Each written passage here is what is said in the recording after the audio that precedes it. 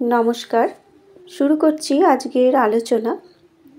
দক্ষিণেশ্বরে শ্রীরামকৃষ্ণ ফলহারিণী পূজা ও বিদ্যাসুন্দরের যাত্রা। ঠাকুর শ্রীরামকৃষ্ণ সেই পূর্ব পরিচিত ঘরে বসিয়া আছেন। বেলা 11টা হইয়াছে। রাখাল মাস্টার প্রভৃতি ভক্তেরা সেই ঘরে উপস্থিত আছেন। গত রাত্রে ফলহারিণী কালী পূজা হইয়া গিয়াছে। সেই উৎসব উপলক্ষে নাট মন্দিরে শেষ রাত্রি হইতে যাত্রা হইয়াছে, বিদ্যাসুন্দরের যাত্রা। শ্রীরামকৃষ্ণ সকালে মন্দিরে মাকে দর্শন করিতে গিয়া একটু যাত্রাও শুনিয়াছেন। যাত্রাওয়ালা স্নানান্তে ঠাকুর শ্রীরামকৃষ্ণকে দর্শন করিতে আসিয়াছেন। সেদিন ছিল শনিবার, 12ই জ্যৈষ্ঠ, 24শে মে 1884 খ্রিস্টাব্দ। সেদিন অমাবস্যা ছিল।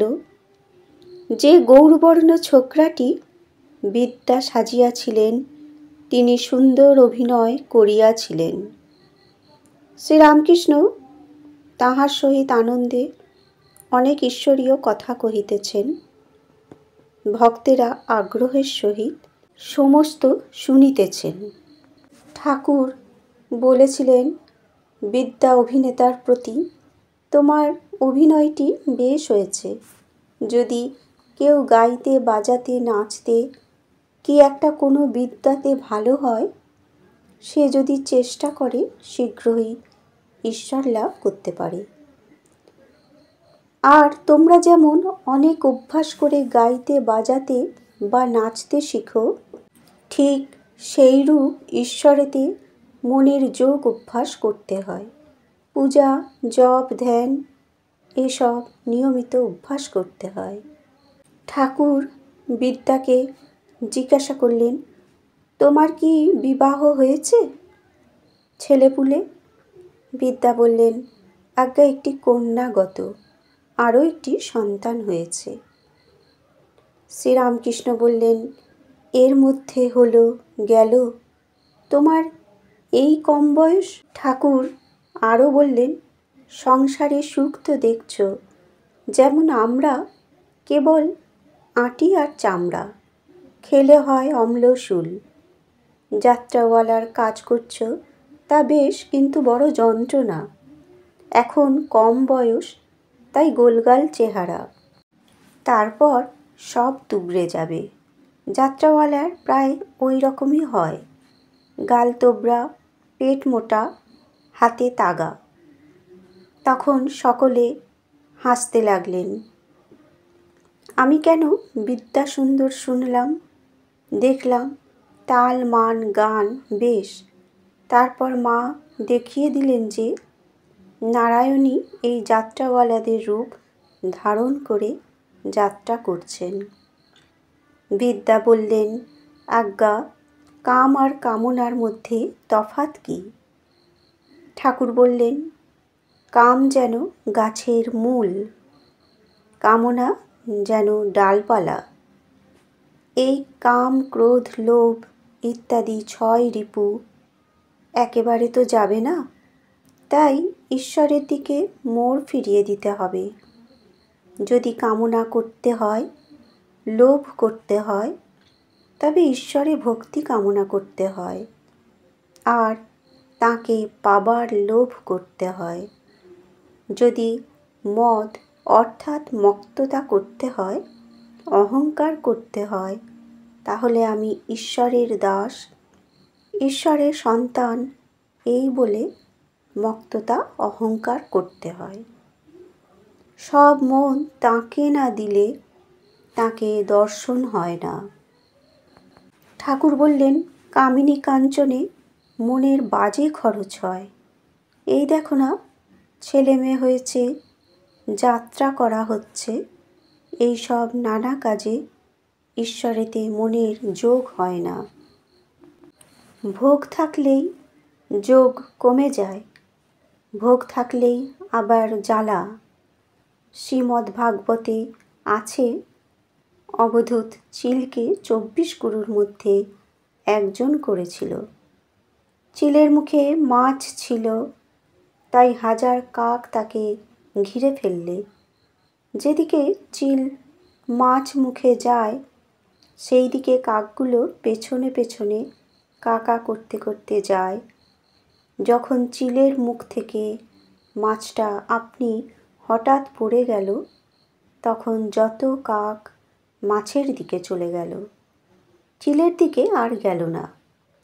মাছ অর্থাৎ ভোগের বস্তু, কাকগুলো ভাবনা চিন্তা, যেখানে ভোগ সেখানেই ভাবনা চিন্তা। ভোগ ত্যাগ হয়ে গেলেই শান্তি। আবার দেখো, অর্থই আবার অনর্থ হয়। তোমরা ভাই ভাই বেশ আছো, কিন্তু ভাইয়ে ভাইয়ে হিস্ট্রি নিয়ে গোল। বিদ্যা ঠাকুরকে বললেন, আমাদের রবিবার 3 মাস, শ্রাবণ, ভাদ্র আর পৌষ, বর্ষা আর ধান কাটার সময়। আজ্ঞা, আপনার কাছে আসব, সে তো আমাদের ভাগ্য। দক্ষিণেশ্বরে আসবার সময় দুজনের কথা শুনেছিলাম, আপনার আর জ্ঞানার্ণবের। ঠাকুর বললেন, ভাইদের সঙ্গে মিল হয়ে থাকবে। মিল থাকলেই দেখতে শুনতে সব ভালো। যাত্রাতে দেখো নাই, 4 জন গান গাইছে, কিন্তু প্রত্যেকে যদি ভিন্ন সুর ধরে তাহলে যাত্রা ভেঙে যায়। বিদ্যা বললেন, জালের নিচে অনেক পাখি পড়েছে, যদি একসঙ্গে চেষ্টা করে একদিকে জালটা নিয়ে যায় তাহলে অনেকটা রক্ষা হয়, কিন্তু নানা দিকে যদি নানান পাখি উড়বার চেষ্টা করে তাহলে হয় না। যাত্রাতেও দেখা যায় মাথায় কলসি রেখেছে অথচ নাচছে। ঠাকুর বললেন, সংসার করবে অথচ মাথার কলসি ঠিক রাখবে, অর্থাৎ ঈশ্বরের দিকে মন ঠিক রাখবে।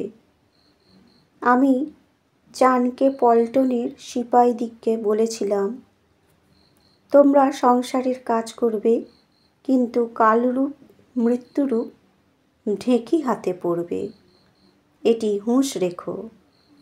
ও দেশে ছুতোরদের মেয়েরা ঢেঁকি দিয়ে চিড়ে কাড়ে, একজন পা দিয়ে ঢেঁকি টেপে আর একজন নেড়ে চেড়ে দেয়। সে হুঁশ রাখে যাতে ঢেঁকির মুষলটা হাতের উপর না পড়ে। এদিকে ছেলেকে মাই দেয় আর এক হাতে ভিজে ধান খোলায় ভেজে লয়। আবার খদ্দেরের সঙ্গে কথা হচ্ছে, তোমার কাছে এত বাকি পাওনা আছে, দিয়ে যেও। ঈশ্বরেতে মন রেখে তেমনি সংসারে নানা কাজ করতে পারো, কিন্তু অভ্যাস চাই আর হুঁশিয়ার হওয়া চাই, তবে দুদিক রাখা হয়। বিদ্যা বললেন, আজ্ঞা, আত্মা যে দেহ থেকে পৃথক তার প্রমাণ কি? শ্রীরামকৃষ্ণ বললেন, প্রমাণ? ঈশ্বরকে দেখা যায়, তপস্যা করলে তাঁর কৃপায় ঈশ্বর দর্শন হয়। ঋষিরা আত্মার সাক্ষাৎকার করেছিলেন। সায়েন্সে ঈশ্বর তত্ত্ব জানা যায় না, তাতে কেবল একটার সঙ্গে ওটা মিশালে এই হয় আর ওটার সঙ্গে এটা মিশালে এই হয়, এই সব ইন্দ্রিয়গ্রাহ্য জিনিসের খবর পাওয়া যায়। তাই এ বুদ্ধির দ্বারা এসব বোঝা যায় না। সাধু সঙ্গ করতে হয়, বৈদ্যর সঙ্গে বেড়াতে বেড়াতে নাড়ি টেপা শেখা যায়। বিদ্যা বললেন, আজ্ঞা, এইবার বুঝেছি। শ্রীরামকৃষ্ণ বললেন, তপস্যা চাই, তবে বস্তু লাভ হবে। শাস্ত্রের শ্লোক মুখস্থ করলেও কিছু হবে না। সিদ্ধি সিদ্ধি মুখে বললে নেশা হয় না, সিদ্ধি খেতে হয়। ঈশ্বর দর্শনের কথা লোককে বোঝানো যায় না। 5 বৎসরের বালককে স্বামী স্ত্রীর মিলনের আনন্দের কথা বোঝানো যায় না। বিদ্যা বললেন, আজ্ঞে। তারপর ঠাকুরের কাছে তিনি আত্মদর্শনের উপায় জানতে চাইলেন। শ্রীরামকৃষ্ণ বিদ্যা অভিনেতার প্রতি বললেন, আত্মদর্শনের উপায় ব্যাকুলতা। কায় মনোবাক্যে তাঁকে পাবার চেষ্টা করো। যখন অনেক পিত্ত জমে তখন নেবা লাগে। সকল জিনিস হলদে দেখায়, হলদে ছাড়া কোনো রং দেখা যায় না। তোমাদের যাত্রাওয়ালাদের ভিতর যারা কেবল মেয়ে সাজে তাদের প্রকৃতি ভাব হয়ে যায়। মেয়েকে চিন্তা করে মেয়ের মতো হাবভাব সব হয়। সেইরূপ ঈশ্বরকে রাত দিন চিন্তা করলে তাঁরই সত্তা পেয়ে যায়। মনকে যে রঙে ছোপাবে সেই রং হয়ে যায়। মন ধোপাঘরের কাপড়। বিদ্যা বললেন, তবে একবার ধোপা বাড়ি দিতে হবে। শ্রীরামকৃষ্ণ বললেন, হ্যাঁ, আগে চিত্তশুদ্ধি, তারপর মনকে যদি ঈশ্বর চিন্তাতে ফেলে রাখো তবে সেই রঙই হবে।